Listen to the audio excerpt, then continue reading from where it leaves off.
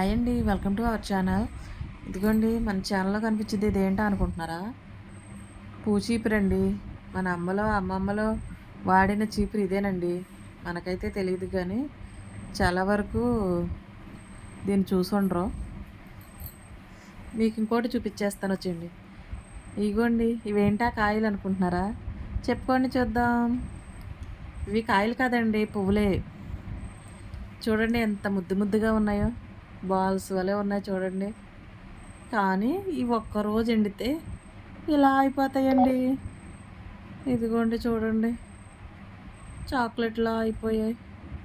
అయ్యయ్యో, 2 రోజులు ఎండిపోతే చూడండి శుభ్రంగా మామిడి తాండ్ర అయిపోయింది. ఇదిగోండి ఇలా అయితే అయిపోయింది చూడండి. 2 రోజులు అయిపోయిన తర్వాత చూడండి శుభ్రంగా చింతపండులా అయిపోయింది. ఇదిగోండి ఇలా అయితే ఉంది. ఇదేంటా అనుకుంటున్నారా? వేప పువ్వు అండి. ఇది ఎక్కడి నుంచి తీసుకొస్తారో చూపించేద్దామంటారా? చూసేద్దారా? వచ్చేయండి చూసేద్దాం. మేమైతే ఒకళ్ళ ఇంటి దగ్గర అయితే ఆగి వీడియో తీసానండి. ప్రతి ఒక్కరు కూడా ఈ ప్రాంతంలో అడవికి వెళ్ళి తెచ్చుకొని ఇలా ఎండపెట్టుకుంటున్నారు. చూడండి, ఏ రోజు తెచ్చినా ఆ రోజు వేరువేరుగా ఎండపెట్టారు.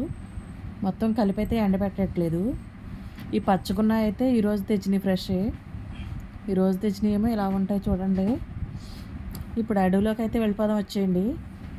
ఇదిగోండి అడవిలోకి అయితే వచ్చేసాం. ఇక్కడ ఒక అతను వేరుకుంటున్నారు. చూడండి ఆయన ఎంత ఫాస్ట్గా అయితే వేరుతున్నారో. ఫస్ట్ కనిపించింది మనకి ఈయనేనండి.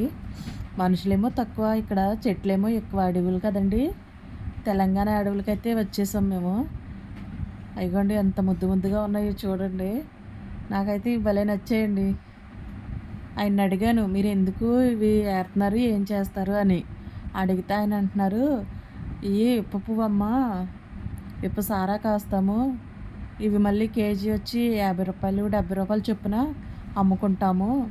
మాకు పనులు ఉండవు, మేమంతా ప్రతి ఒక్క కుటుంబంలో నుంచి అడవులకి వెళ్ళి ఇలాగా ఏరుకొచ్చుకుంటాము.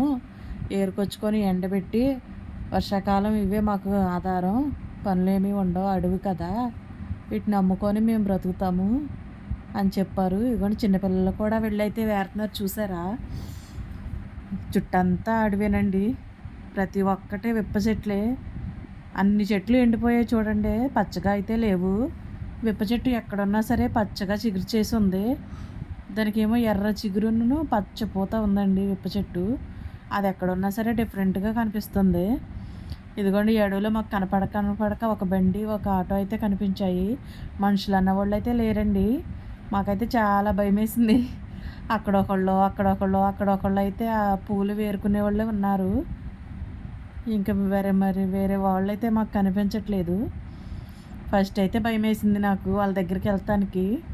ఇంకా ఆయన కొంచెం బాగానే ఉన్నారు కదా అని వెళ్ళాను.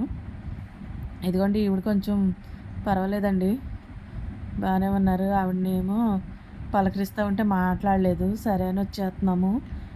ఆవిడ తల మీద ఉన్న బొట్లో అయితే ఫుల్గా ఉన్నాయి పూలు. ఇదిగోండి ఇది కూడా విప్ప చెట్టే.